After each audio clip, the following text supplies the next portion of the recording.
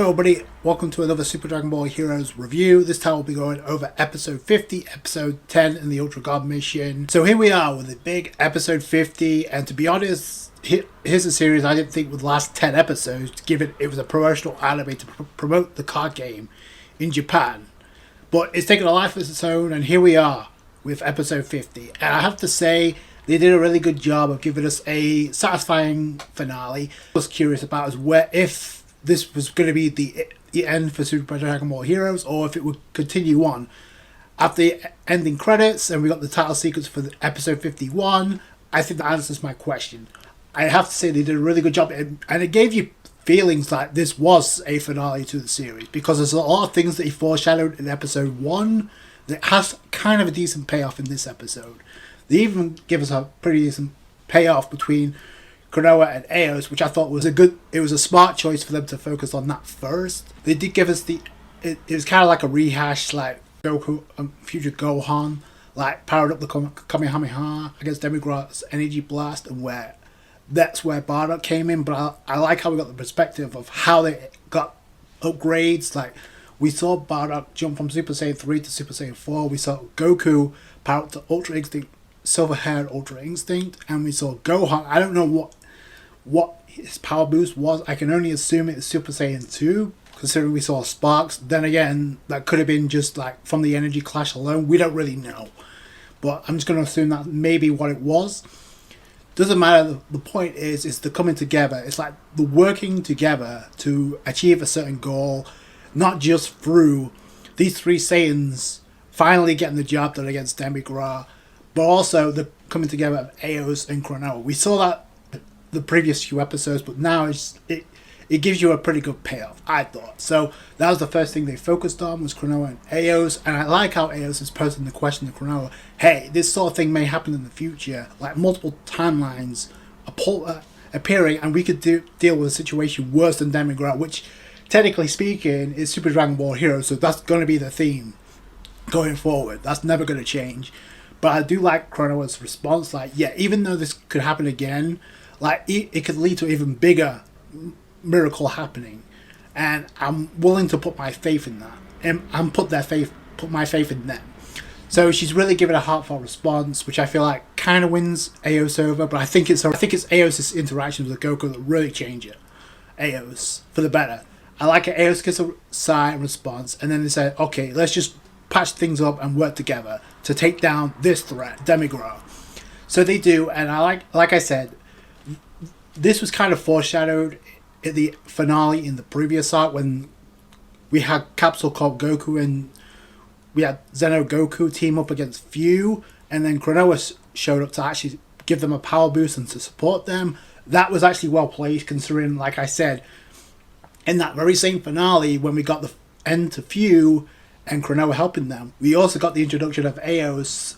At that point, we didn't know, which it was introduced, she was another Senpri of time, and we didn't know much about that, so it blew me away.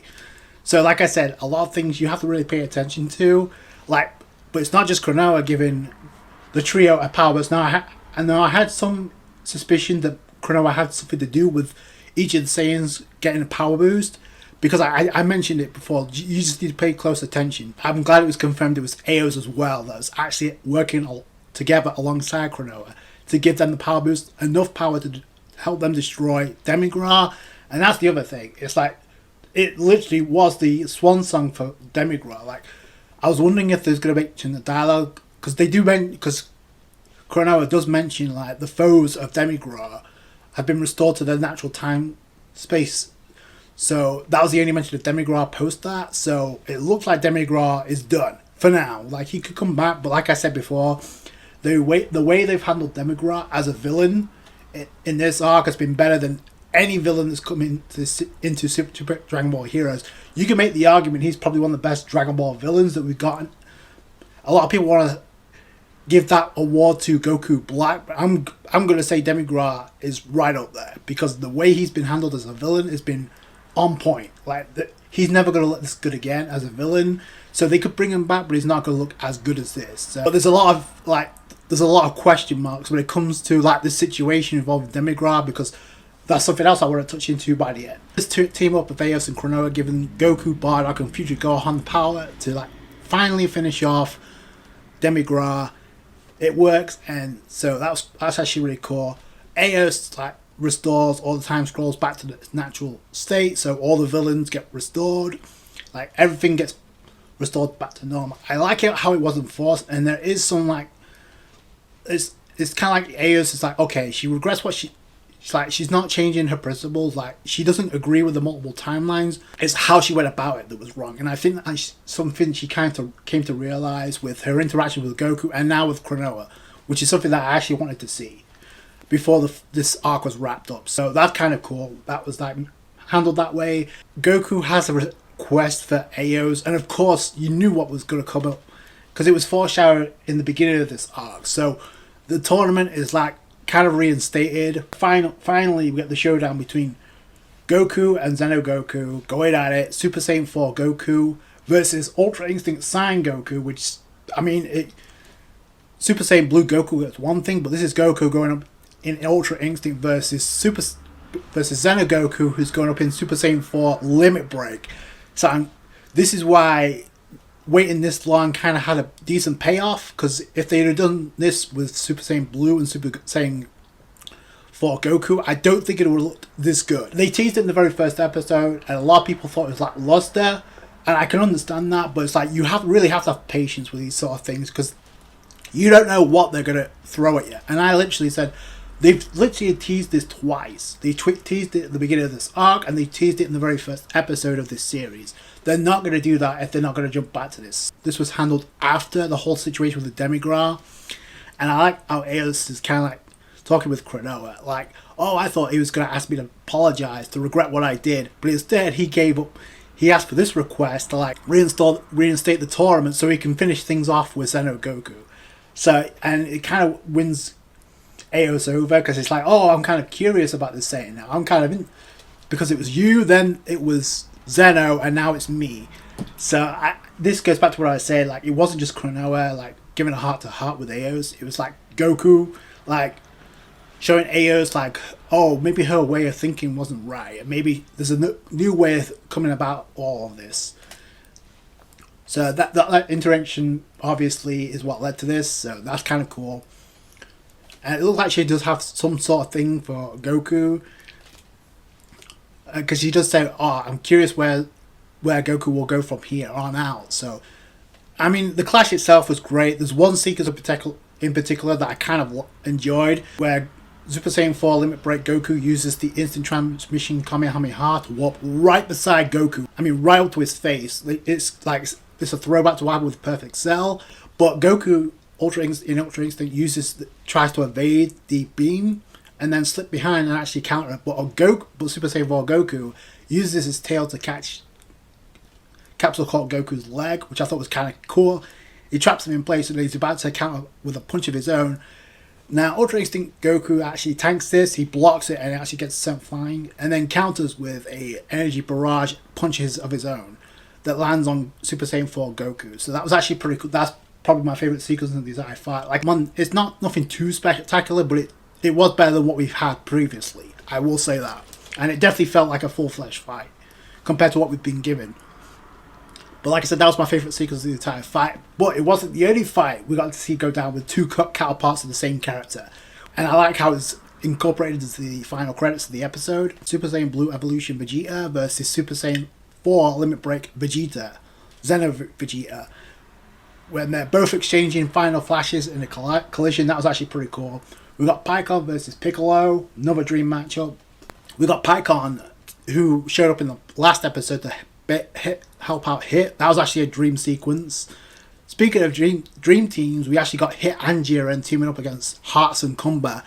And that's another thing too, like Hearts and Kumba, they're still incorporated into the story. They didn't forget about them, so that's something to keep an eye out on. I like how it's Kumba on one side, Jiren on the other, because that's two other characters who have unfinished business that we got teased. We actually got to see Grandpa Gohan versus Master Roshi, which is actually kind of a cool throwback to the OG Dragon Ball. I love all these transitions back and forth in the credits, but to me the when we go back to the actual fight, Xeno Goku versus Capsule Corp Goku, and it pretty much ends with Goku like dodging Super Saiyan 4 Xeno Goku's punch by going into Silverhead Ultra Instinct. He dodges the punch and counters with a punch of his own, and that pretty much KOs Xeno Goku. So that puts the power scale into bed. Even though I don't think it's smart to kind of power scale heroes anyway, but Xeno Goku gets KO'd, and that's pretty much the end of the fight. So win for DBS Goku, I guess. Like I said, the most important thing to me is like the resolution between Kranoa and Aeos. That to me is the most important part, and seeing where this story goes from here on in. So, and speaking of which, it looks like Aeos is going to be sticking around. However, she says she's going to like go out and like see the world with her own eyes, the world of Super Dragon Ball Heroes with her own eyes, and prevent anything like this from happening again. I do like the response she has. It's like, if I'm going to hand over the keys of the castle to you, Kranoa, but if this happens again, I'm coming back to reclaim my throne, so you better make sure this doesn't happen.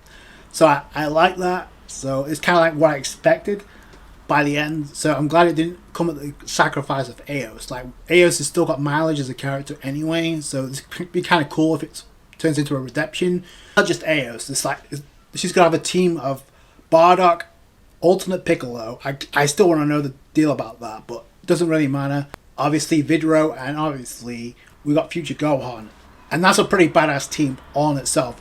Minus Aeos, which by the way, Aeos is a broken character. I don't know if you remember, but she actually clashed with Ultra Instinct Saiyan Goku with actually pretty relatively easily, if I might add. But obviously that got cut short because of the interference of Demigrass. So, but she's broken in her own right. So they obviously have plans to keep her in the back pocket for if they want to bring her back for some reason, or she could be used as a way to like demonstrate the next incoming threat by having her be defeated. That could be another possibility.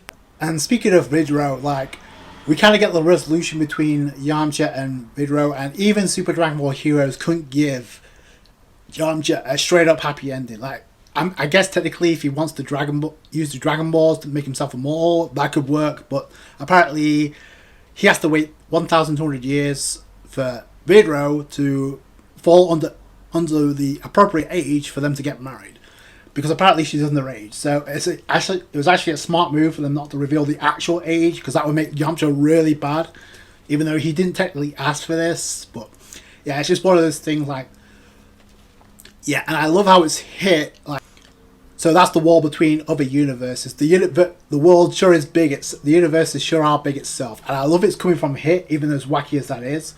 Because Hit has lived over 1,000 years, so he would know how long that is. So yeah, like I said, it's kind of wacky. Scratch that aside, the comedy gag aside, like, Super Dragon Ball Heroes has done something. I've mentioned this before, but they've done something that the heralded Dragon Ball Z and Dragon Ball Super have not done. GT, he wasn't even a factor. So they tried to give him they tried to handle him right. Like I said, he survived Mecha Frieza. He actually was the reason his team actually made it into the second round of the tournament. And he and Vidro actually pulled off some pretty awesome combination attacks against Lord Shield. Now, granted, he wasn't killed off, but I do like the attempt. So that's something we can't overlook. Despite the fact how many people want to mock Super Dragon Ball Heroes, you're free to your own opinion, but that's just one thing to keep in mind. Like, did Dragon Ball Super or Dragon Ball Z do anything close to this? No. Are they perfect series? No. Is Super Dragon Ball Heroes a perfect series? No. They still have got things they need to work out. The most important thing they need to work out is, by far and away, is they introduced way too many characters, Tournament arc or not. That's something they need to brush upon, and I hope that episode 50 serves as a relaunch, like, for them to, like, I get it, it's a promotional anime to like promote the card game in Japan, but the thing is, it's popular alone just on the name of Dragon Ball. So you don't really need to go that far and that hard with so many characters, because obviously it becomes a problem. Like, perfect example, Jiren hardly had any moments whatsoever. I mean, minus the small exchange with Broly, which didn't really lead to much. So outside of that, Jiren really didn't get a whole lot. Like, Hit, to be fair, didn't really get a whole lot, but he got a lot more than Jiren did. Even Vegeta, he got some moments here and there, but it's like, it was all about like the main cast, like Goku, the Time Patrol. Obviously, they got some shine. Obviously, Trunks and Bardock, they got some major shine in this arc. Gohan as well, future Gohan. So that's kind of cool in that regard. Like the Time Patrol did get a focus in this arc, but yeah, that's definitely something they need to brush upon and work on. Like it's like the introduction of way too many characters into a single arc. It's like Aeos is going to be seeing the world. Like I said, she has a broken power. Like much like Cronoa, she can awaken too. She has an awakened form, so that's pretty broken to keep up with Ultra Instinct Saiyan Goku. So they have her if they need to bring her back into the story for whatever reason in the future. So that's kind of cool. Obviously, it could serve as a redemption for Aeos to serve as a vigilante, even though technically speaking, the first time she appeared, we saw some hooded characters with her. Obviously, one of them being Bardock. But now she has characters standing beside her, a team of her own without hoods. So I kind of like that transition. Like I said, it was a pretty satisfying finale. It was okay. It wasn't nothing too over the top, which it didn't really need to be. It just needed to close a few plot points that needed to be closed out. Like obviously, Aeos and Cronoa is the biggest one. Obviously, where future Gohan and Bardock will go from here because they haven't been killed off. So they're going alongside Team Aeos, alongside Alternate Piccolo and Vidro. So there's still a chance for Yamcha, but like I said, he may have to use the Dragon Balls if he wants to get married to her. But let's address the elephant in the room. And like I said before, it is not the end for Super Dragon Ball Heroes, as we found out by the end of the credits and the title sequence for the next episode. Tweak certain things that they need to tweak when it comes to certain things being a hindrance to each arc. Obviously, how many characters are introduced into a single arc, that becomes a problem for them, obviously. So, which leads me to the title of episode 51, The Demon Invaders arc begins. So obviously that caught my attention, and it's something so this could mean one or two things. And obviously it could be referencing a new enemy, a demon perhaps, coming down on Earth, because it literally says a dark shadow strikes the Earth. So it could be a new demon that we've never seen before, a new threat, and Aeos was a new character we saw for the first time, we didn't know anything about. So it could be related to that, or it could be referring to another plot point I've been calling for throughout this entire arc, and that's could this be the potential return of Toa into the story of Super Dragon Ball Heroes, because now that Damigra's out of the way, there's nothing stopping her. So that's something to keep in mind. So we saw that clash go down with Ribeiro and Toa, and by the way, Ribeiro, who did show up with Demigra, but Ribeiro dipped, so obviously she didn't get taken out, so where did she go? So that's something else to keep in mind. Being reintroduced into the next arc of Super Dragon Ball Heroes, which I think would be sick. However, I hope, if that is the case, that not only do they make Toa a vocal point, a focus of the arc, and not just have as a plot point to bring back other villains, such as Few and Magic Abroad, because those turned out to be complete failures. So I hope, if this is the return of Toa, they focus on Toa and not just have it be at a plot point, playing second banana. So that would be horrible. So hopefully that's not the case. So that's my number one request. If Toa is going to be reintroduced into Super Dragon Ball Heroes as a threat, you better make sure she's a threat and a focus. Obviously, we know Mirror's with her right now. We saw that collision go down. So that's obviously they can bring back the demon round, considering we saw them during this arc as well. So that would be really sick. So if that is what this is leading to in the return of Toa, then obviously not only do I want to make her a focus, I want to learn more about her purpose and what her sense of purpose. Like, does she have her own goals and aspirations? Like, what is her agenda now? Now Few's been taken out. Like, I hope to God they do not bring Few back, because that would be horrible at this point. Like, you've already played that card. It's time to move on.